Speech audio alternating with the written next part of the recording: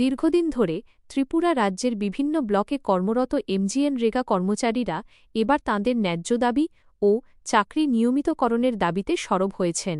All Tripura MGNREGA employees welfare association এর পক্ষ থেকে সালেমা আরডি ব্লকের ব্লক ডেভেলপমেন্ট অফিসারের নিকট একটি স্মারকলিপি প্রদান করা হয়েছে। সংগঠনের পক্ষ থেকে জানানো হয়, ২০০৬ সাল থেকে এমজিএনরেগা প্রকল্পের আওতায় বিভিন্ন পদে কর্মরত কর্মচারীরা নিষ্ঠা ও সততার সঙ্গে দায়িত্ব পালন করে আসছেন। গ্রামীণ উন্নয়নে গুরুত্বপূর্ণ ভূমিকা পালন করলেও এখনও তাঁদের চাকরি স্থায়ীকরণ, পর্যাপ্ত বেতন কাঠামো ও আর্থিক নিরাপত্তা নিশ্চিত করা হয়নি বলে অভিযোগ উঠেছে। স্মারকলিপিতে উল্লেখ করা হয়েছে, বর্তমান মূল্যবৃদ্ধির বাজারে স্বল্প বেতনে পরিবার পরিচালনা করা অত্যন্ত কঠিন হয়ে দাঁড়িয়েছে। অধিকাংশ কর্মচারীর পরিবারে ৫ থেকে ৬ জন সদস্য থাকায় দৈনন্দিন জীবনযাত্রা চালানো কষ্টসাধ্য হয়ে পড়েছে। কর্মচারীদের অভিযোগ, ২০১২ সালের ২৬শে ডিসেম্বর সরকার এমজিএনরেগা কর্মীদের বেতন কাঠামো সংশোধন করলেও সেখানে স্নাতক, ডিপ্লোমা ও আন্ডার গ্র্যাজুয়েট কর্মীদের মধ্যে বৈষম্য তৈরি হয়েছে। একই পদে কাজ করেও সমান বেতন না পাওয়ায় ক্ষোভ প্রকাশ করেছেন তাঁরা। সংগঠনের প্রতিনিধি দলে উপস্থিত ছিলেন কালীপদ দাস, প্রসেনজিৎ সিনহা, সুবিনয় পাল, সুকান্ত দেবনাথ, শেলিকরসহ অন্যান্য সদস্যবৃন্দ।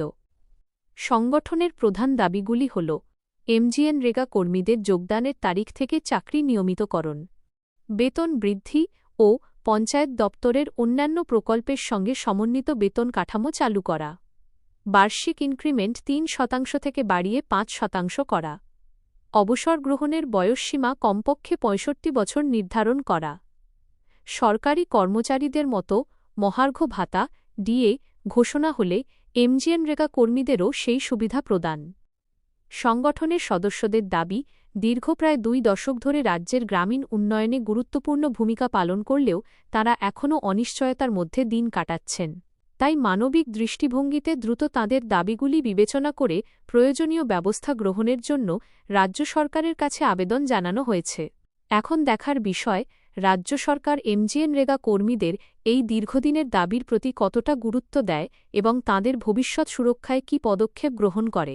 আমরা সালেমা আরডি ব্লকের অধীন এমজিএনরেগার এমপ্লয়িরা সবাই আজকে এখানে মিলিত হয়েছি। আমরা আমাদের বিভিন্ন দাবি দেওয়ার পরিপ্রেক্ষিতে অন্যান্য ব্লকের ন্যায় আমরা আজ আমাদের সালেমা আরডি ব্লকের মাননীয় বিডিও স্যার মহাশয়ের নিকট আমাদের ডিমান্ডগুলো আমরা তুলে ধরেছি। বিশেষত ডিমান্ডের মধ্যে ছিল আমাদের রেগুলারাইজেশন করা এবং আমাদের যে বেতন পরিকাঠামো সেটা উন্নত করা, যাতে যে বেতনটা আমরা পেয়ে থাকি সেটা বর্তমান সময়ের সঙ্গে চলা খুবই কঠিন।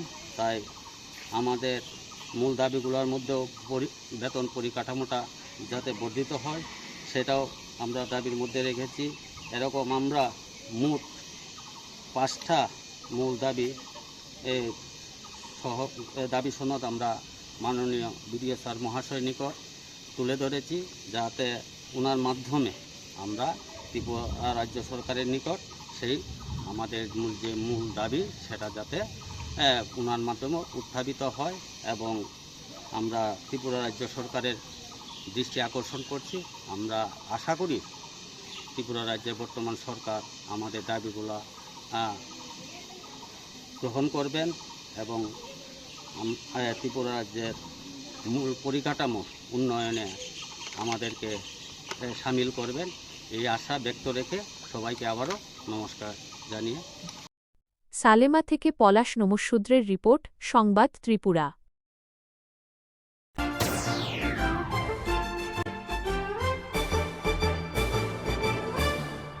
রান্নার স্বাদ এবং গুণমান বৃদ্ধি পানি সিস্টার গুঁড়া মশলা, সয়াবিন আটা সুচির পর প্রত্যেকের সুস্বাস্থ্যের জন্য এবার রান্নার তেলের দায়িত্বেও সিস্টার কাচ্চিখানি মাস্টার্ড ওয়েল। সিস্টার, আপনাদের বিশ্বাস আমাদের দায়িত্ব।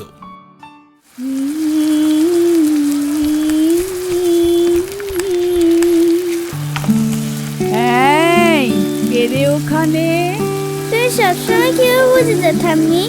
আমি বুঝবো না তো কে বুঝবে?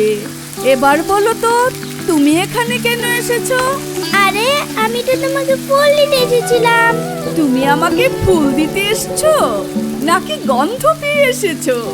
ঠাম্মি, তুমি এত শাক কি করে রান্না করো? সবাই বলে তোমার হাতে নাকি ম্যাজিক আছে।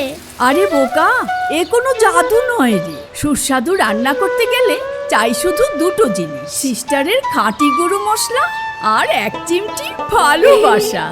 এইভাবেই প্রতিটি ঘরে ঘরে ছোট থেকে বড় সব মিষ্টি সম্পর্কগুলোকে আরও একটু মধুর করে এসেছে আপনাদের প্রিয় সিস্টার মশলা। রন্ধনী বন্ধন।